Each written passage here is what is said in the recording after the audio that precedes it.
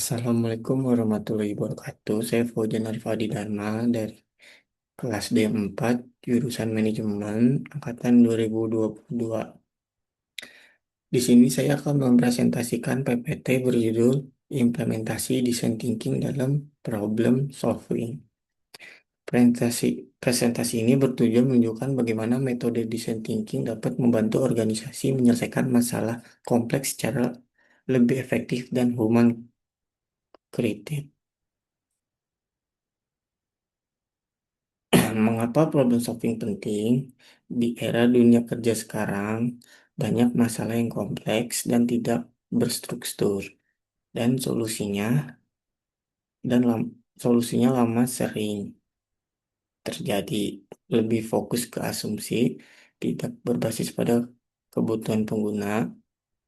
Maka dari itu dibutuhkan pendekatan yang human created, kreatif, dan sistematis. Pengertian design thinking. Design thinking adalah pendekatan penyelesaian masalah berbasis empati, analisis kreatif, eksperimen, dan pemahaman kebutuhan pengguna.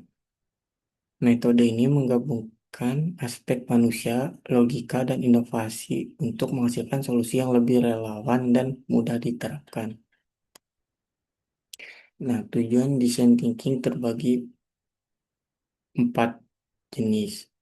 Yang pertama, untuk memahami masalah dari sudut pandang pengguna, menghindari solusi yang salah sasaran. Yang ketiga, mendorong kolaborasi lintas tim.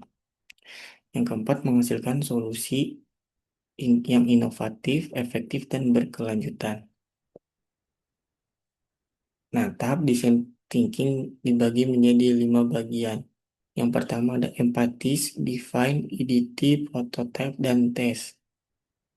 Nah, tahap empati, empatis memahami pengguna. Tujuannya memahami kebutuhan, masalah, dan emosi pengguna. Cara implementasinya, observasi langsung, wawancara pengguna, survei, shadowing, atau mengikuti aktivitas pengguna. Contohnya mendengarkan keluhan pelanggan sebelum membuat solusi layanan. Yang kedua ada define, merumuskan masalah. Tujuannya mengubah temuan menjadi problem statement yang jelas. Ciri problem statement yang baik yaitu ada spesifik, berbasis data, dan berfokus pada pengguna. Contohnya, pelanggan membutuhkan proses layanan yang lebih cepat dan transparan karena mereka merasa waktu tunggu yang tidak pasti. Yang ketiga ada EDT. Di tahap ini, tim menghasilkan banyak ide tanpa batasan. Tekniknya menggunakan brainstorming dan mind mapping. Aturan pentingnya, tidak menghakimi ide dan kuantitas lebih penting dari kualitas di awal. Contohnya, masalah dengan antrian layanan lama. Ide yang muncul, sistem antrian digital, jalur layanan cepat, dan self-service counter. Nah, yang keempat ada prototype. Prototype membuat purwarupa. Tujuannya mewujudkan ide menjadi bentuk nyata, murah, dan cepat. Self Bentuk prototipe sketsa mockup. Contoh prototipe dibagi menjadi tiga: sketsa aplikasi antrian, alur proses baru layanan, tampilan dashboard sederhana, manfaat mudah diuji dan hemat biaya. Yang kelima ada tes. Uji solusi. Tujuannya mengetahui apakah solusi dipahami pengguna dan untuk menyelesaikan masalah. Cara tesnya, uji coba langsung ke pengguna, kumpulkan sebanyak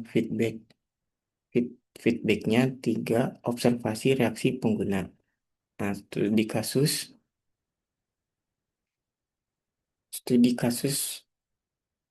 di layanan jalan tol. Konteksnya kepadatan tinggi saat mudik, banyak keluhan pengguna. Ide solusi jalan tol, aplikasi layanan terpadu, sistem pembayaran elektronik, tol collection, etc. Hasil empatis jalan tol, masalah utamanya rest area terbatas, dua layanan dan informasi kurang responsif, tiga kemacetan ruas tol, dan yang keempat antrian panjang di gerbang jalan tol. UM Studi kasus singkat pada UMKM kuliner. kuliner konteksnya UMKM skala kecil, sumber daya terbatas. Temuan empatis UMKM, waktu tunggu lama, menu sulit dibaca, interaksi minim, asumsi masalah harga. Rumusan masalah UMKM, masalah utama customer experience bukan harga. Solusinya menu visual, pre-order WhatsApp, perbaikan arul pelayanan. Hasil implementasi UMKM, waktu tunggu berkurang, keputusan beli lebih cepat, dan interaksi lebih personal. Kelebihan design thinking, yang pertama, solusi lebih tepat sasaran, mengurangi risiko kegagalan, meningkatkan kolaborasi tim, fleksibel dan adaptif. Tantangannya, tantangan di lapangan,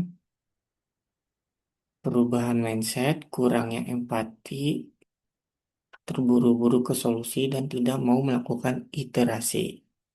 Nah, tiga elemen utama inti design thinking yang pertama adalah human centered, berpusat pada manusia, fokus pada kebutuhan emosi dan pengalaman pengguna, solusi tidak dibuat berdasarkan asumsi semata, pengguna dilibatkan sejak awal.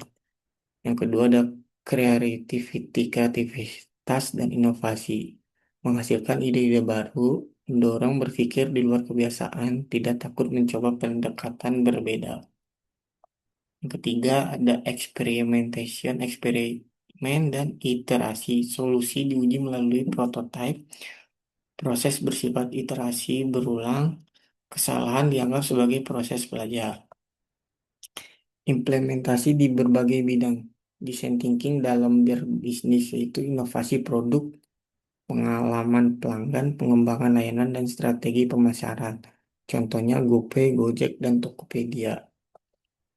Nah, implementasi di bagian HR digunakan untuk employee experience, rekrutmen, training, dan development. Contohnya onboarding karyawan baru. Implementasi di berbagai bidang di pendidikan, metode belajar aktif, kurikulum adaptif, pengalaman siswa. Contohnya project basic learning. Di design thinking di pelayanan publik, yaitu ada penyederhanaan birokrasi, layanan digital, kepuasan masyarakat. Mindset design thinking yaitu berani mencoba dan berani gagal, terbuka terhadap feedback, tidak takut ide aneh muncul, fokus pada kebutuhan nyata. Design thinking di organisasi manfaatnya meningkatkan kolaborasi lintas divisi, mengurangi konflik solusi, mendorong budaya inovatif. Nah, tantangan implementasi di Indonesia, budaya hierarki, takut gagal, terbatasnya waktu, re- resistensi perubahan, dan solusinya mulai dari skala kecil dan edukasi mindset.